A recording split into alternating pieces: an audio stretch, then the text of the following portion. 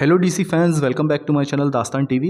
तो जैसा कि आप जानते हैं गाइस, ब्लू बीटल की लाइव एक्शन मूवी तो ऑलरेडी आ चुकी है, लेकिन जो डीसी यूनिवर्स है हमारा, इसमें ब्लू बीटल का कैरेक्टर रिटर्न होगा, यानी वो भी डीसी यूनिवर्स का पार्ट रहेगा।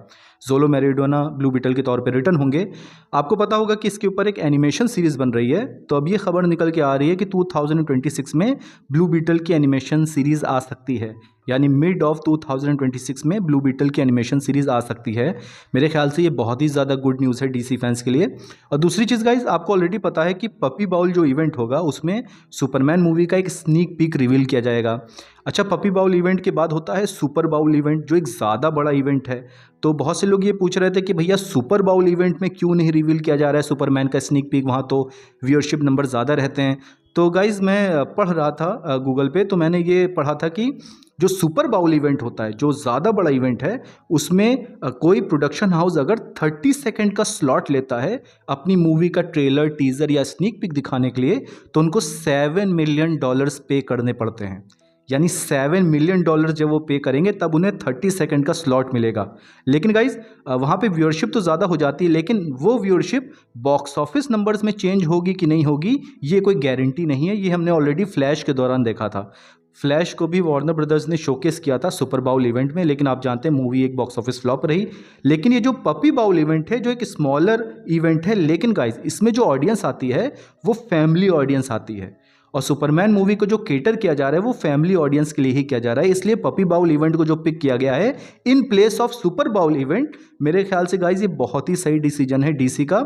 और आप जानते हैं गाइज, जब तक कोई फैमिली ऑडियंस आपकी मूवी को बैकअप नहीं करेगी, आपकी मूवी एक बड़ी सक्सेस नहीं हो सकती, क्योंकि मेजर जो चंक आता है बॉक्स ऑफिस का वो फैमिली ऑडियंस की तरफ से ही आता है।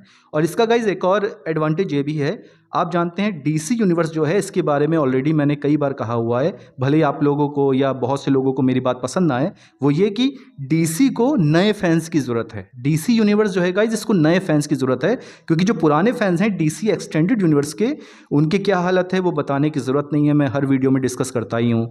उसका कुछ सेक्शन ऐसा है डीसी एक्सटेंडेड यूनिवर्स के पुराने फैंस का कि, यानी फैंस का कुछ हिस्सा ऐसा है जो केवल ट्विटर फेसबुक पे ही ब्लॉकबस्टर करता रहता है, लेकिन थिएटर मूवी देखने नहीं जाता।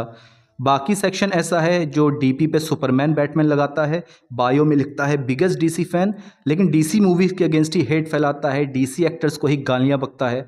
और तीसरा सेक्शन तो बिल्कुल नेक्स्ट ही लेवल है, वो हमेशा कंफ्यूज रहता है कि ये इसमें कैसे आ गया, ये कैनन है कि ये कैनन है, ये कैरेक्टर उसमें नहीं था लेकिन इस डीसी प्रोजेक्ट में क्यों आ गया, मैं कंफ्यूज हो गया हूँ। और जब तक मेरी कंफ्यूजन दूर नहीं होगी, मैं डीसी मूवी थिएटर में देखने ही नहीं जाऊँगा। तो डीसी एक्सटेंडेड यूनिवर्स की गाइज ये हालत थी कि वो कंफ्यूज रहते थे, या ट्विटर पे चिल्लाते रहते थे सिर्फ, या अपने ही यूनिवर्स के अगेंस्ट हेट फैलाते थे। इसलिए डीसी यूनिवर्स को अगर सक्सेस होना है, उसे नए फैंस की ज़रूरत है, यानी जो किड्स हैं, जो टीनेजर्स हैं, इनको मूवी केटर करनी पड़ेगी, क्योंकि यही जाके एक लॉन्ग टर्म फैन आपके बनेंगे। क्योंकि इनको अगर अभी डीसी की मूवी पसंद आ गई तो ये आपके एक लॉन्ग टर्म फैन रहेंगे। डीसी को नए फैंस की जरूरत है, यही चीज मैं कई बार डिस्कस कर चुका हूं। तो पपी बाउल इवेंट जो पिक किया गया है गाइज, ये एक बहुत ही सही डिसीजन है डीसी की तरफ से। और गाइज, जो नेक्स्ट अपडेट है उसके बारे में शायद आप लोगों को पता होगा। हम ऑलरेडी जानते हैं जुलाई का जो मंथ है वो ऑलरेडी मूवीज से पैक्ड था।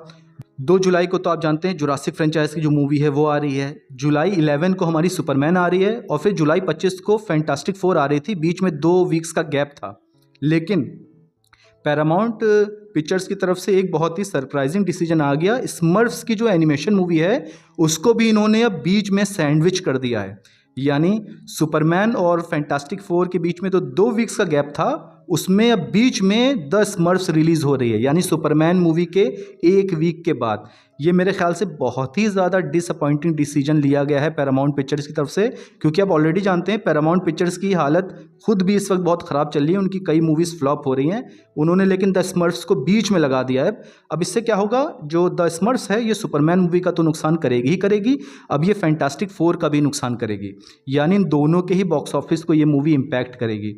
और गाइस, 4 बड़ी बड़ी मूवीज़ आ रही हैं जुलाई के मंथ में, तो एक तरीके से बॉक्स ऑफिस रेवेन्यू जो है वो आप जानते हैं डिवाइड हो जाएगा। लेकिन फिर भी हम उम्मीद यही करते हैं कि 4 मूवीज़ बॉक्स ऑफिस सक्सेस हों, ताकि हमें और अच्छी अच्छी मूवीज़ देखने को मिले। लेकिन फिर भी जो बॉक्स ऑफिस कलेक्शन है वो एक तरीके से बढ़ जाएगा। लेकिन देखते हैं सुपरमैन मूवी हमारा कैसा परफॉर्म करती है, क्योंकि सुपरमैन मूवी जो है डीसी फैंस से अगर पूछा जाए, अगर आप जेन्युइन डीसी फैंस हैं तो हमारा जो मेन इस वक्त यही ख्वाहिश है कि ये मूवी एक डिसेंट बॉक्स ऑफिस भी करे तो भी हमारे लिए बहुत है, क्योंकि ये बस एक बॉक्स ऑफिस सक्सेस हो जाए वही बहुत है, क्योंकि उससे ही एक इमेज बन जाएगी कि हाँ डीसी यूनिवर्स का जो स्टार्ट है वो बहुत अच्छा है। भले ही ये $1 बिलियन ना करे, लेकिन अगर एक डिसेंट बॉक्स ऑफिस सक्सेस भी हो रही है तो आई थिंक डीसी यूनिवर्स की शुरुआत के लिए बहुत ज़्यादा अच्छा रहेगा। फिर भी गाइस ये जो पैरामाउंट पिक्चर ने द स्मर्फ्स को बीच में लगा दिया है गाइस, ये बहुत ही ज़्यादा मेरे ख्याल से डिसअपॉइंटिंग डिसीजन है। आप ज़रूर बताइएगा ये जो पैरामाउंट पिक्चर्स ने जो डिसीजन लिया है कि स्मर्फ्स को इन्होंने सुपरमैन और फैंटास्टिक फोर के बीच में डाल दिया है जिससे दोनों का बॉक्स ऑफिस इफेक्ट होगा, क्या आपके हिसाब से ये सही डिसीजन है? प्लीज़ कमेंट सेक्शन में ज़रूर बताइएगा और डीसी अपडेट्स के लिए मेरे चैनल को सब्सक्राइब करिए। Thank you.